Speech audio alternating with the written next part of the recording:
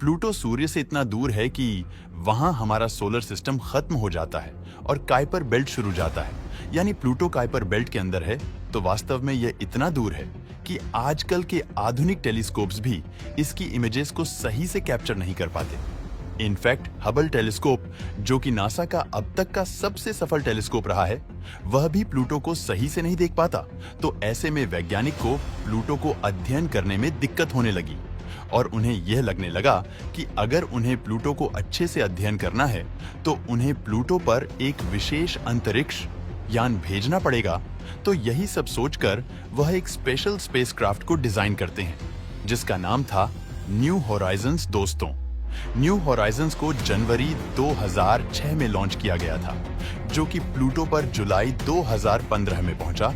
यानी उसको प्लूटो तक पहुंचने में पूरे 9 साल लगे थे। और अपने इस 9 साल के लंबे सफर में उसने क्या देखा और उसके साथ क्या हुआ, यही है हमारी आज की इस वीडियो का टॉपिक है। दोस्तों, न्यू होराइजन्स को 19 जनवरी 2006 को लॉन्च किया गया और यह उस समय का सबसे फास्टेस्ट स्पेसक्राफ्ट था।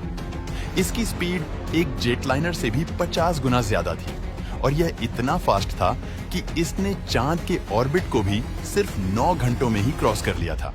डॉक्टर एलन स्टर्न, जो कि इस मिशन को लीड कर रहे थे, उनका यह कहना था कि न्यू होराइजन्स वाकई में बहुत फास्ट था, क्योंकि जब वह छोटे थे तो चांद पर अपोलो मिशन को जाने के लिए भी पूरे 3 दिन लगते थे, लेकिन वहीं न्यू होराइजन्स को सिर्फ 9 घंटे लगे, जो कि एक अमेजिंग स्पीड थी। खैर, न्यू होराइजन्स सिर्फ 9 घंटों में ही मून के ऑर्बिट को क्रॉस कर लेता है और उसके ठीक 4 महीने बाद वह मार्स के ऑर्बिट को भी क्रॉस करके जुपिटर की तरफ निकल पड़ता है। दोस्तों, जब न्यू होराइजन्स मंगल का ऑर्बिट क्रॉस करके जुपिटर के पास पहुंचा, तो उसने जुपिटर की ग्रेविटी का उपयोग करके एक स्लिंग शॉट क्रिएट किया, जिससे उसकी स्पीड 20% बढ़ गई और उसका सफर 3 साल और कम हो गया।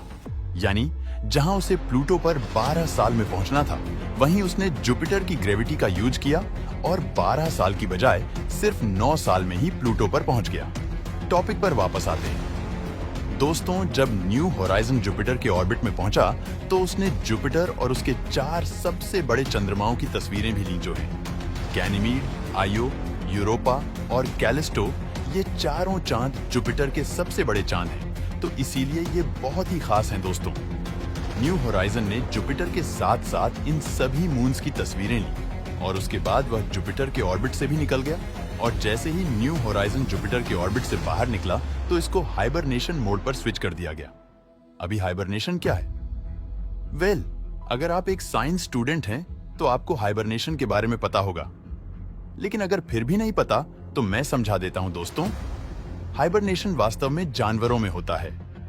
जब ठंड बहुत ज्यादा हो जाती है तो कुछ एनिमल्स अपने आप को ठंड से बचाने के लिए गहरी नींद में चले जाते हैं, जिसे कहा जाता है हाइबरनेशन। हाइबरनेशन की वजह से बॉडी का तापमान काफी गिर जाता है और बॉडी के सारे केमिकल प्रोसेस धीमे हो जाते हैं, जैसे दिल की धड़कन और ब्लड फ्लो आदि। हाइबरनेशन के चलते न ही एनिमल्स को ज्यादा भूख लगती है और न ही उन्हें ज्यादा एनर्जी की जरूरत पड़ती है, जिसकी वजह से वह सर्दियों में ज्यादा से ज्यादा सरवाइव कर पाते हैं। अब जैसे कि मैंने बोला कि न्यू होराइजन्स को हाइबरनेशन मोड पर स्विच कर दिया गया था, तो इसका मतलब यही था कि न्यू होराइजन्स की सारी पावर ऑफ करके उसको स्लीप पर लगा दिया गया था, ताकि वह ज्यादा से ज्यादा एनर्जी और फ्यूल सेव कर सके और प्लूटो तक पहुंचने में उसे कोई भी दिक्कत ना आए। जब न्यू होराइजन्स को हाइबरनेशन मोड पर लगाया गया, तो यह हफ्ते में सिर्फ एक बार ही अर्थ पर सिग्नल भेजता था, वह भी इसलिए कि यह पता लगाया जा सके कि यह काम भी कर रहा है या नहीं। दोस्तों,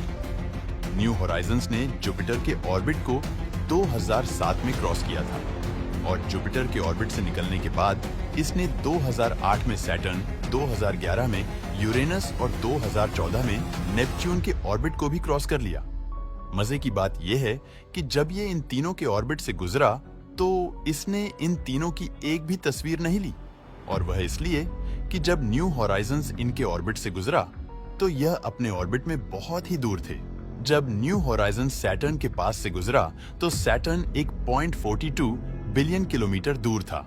ऐसे ही यूरेनस 2.97 बिलियन किलोमीटर। और रही बात नेपच्यून की, तो नेपच्यून 4.40 3 बिलियन किलोमीटर दूर था। तो यही वजह थी कि न्यू होराइजन इनमें से किसी भी प्लैनेट की तस्वीर को कैप्चर नहीं कर पाया और जुपिटर से वह सीधा प्लूटो पर ही गया। दोस्तों, न्यू होराइजन पूरे 9 साल तक सफर में रहा और अपने 9 साल के इस लंबे सफर के बाद आखिरकार वह काइपर बेल्ट में पहुंच गया। दोस्तों, प्लूटो काइपर बेल्ट के अंदर है और काइपर बेल्ट में न्यू होराइजन 2015 में पहुंचा, 14 जुलाई 2015। ये वह दिन था जब न्यू होराइजन प्लूटो के सबसे करीब था। उसने प्लूटो के पास जाकर उसकी बहुत सारी इमेजेस ली और ह्यूमन हिस्ट्री में यह पहली बार था कि प्लूटो की इतनी क्लियर इमेजेस को देखा जा रहा था। और तो और जब न्यू होराइजन ने प्लूटो के पास से फ्लाई बाय किया तो उसने प्लूटो की एक वीडियो भी रिकॉर्ड की जो कि कुछ ऐसी दिखती थी। इस वीडियो को नासा के ऑफिशियल चैनल से डाउनलोड किया गया है और इसमें आप देख सकते हैं कि प्लूटो की हर एक चीज कितनी क्लियर दिख रही है। इसमें प्लूटो का रंग दिख रहा है, उस पर जमी हुई बर्फ दिख रही है और यहाँ तक कि प्लूटो की पहाड़ों को भी इस वीडियो में साफ साफ देखा जा सकता है।